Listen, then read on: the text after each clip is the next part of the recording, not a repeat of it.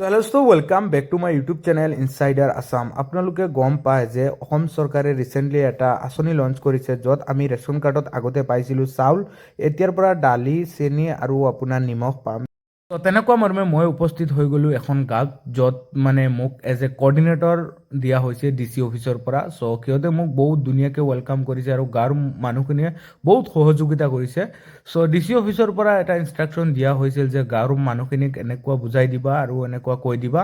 চ' তেনেকুৱা মৰ্মে ময়ো কৈ দিলোঁ ধুনীয়াকৈ DC অফিচৰ পৰা যিখিনি ইনষ্ট্ৰাকশ্যন দিয়া হৈছিল, যাতে এই আঁচনিটোত কোনো দুৰ্নীতি নহয় আৰু এই আঁচনিটোত যাতে কোনো কৰাপশ্যন নহয়, বহুত ধুনীয়াকৈ চলিব লাগে। চ' এনেকুৱা ইনষ্ট্ৰাকশ্যন মই বহুত ধুনীয়াকৈ গাঁৱৰ মানুহখিনিক বুজাই দিছোঁ আৰু বুজাই দিয়াৰ পিছত সিহঁতক মানে কৈছোঁৱেই যে এই যিটো আঁচনি ওলাইছে এইটো আপোনালোকে ধুনীয়াকৈ ফাইদা উঠাওক, মূল্য উঠাওক।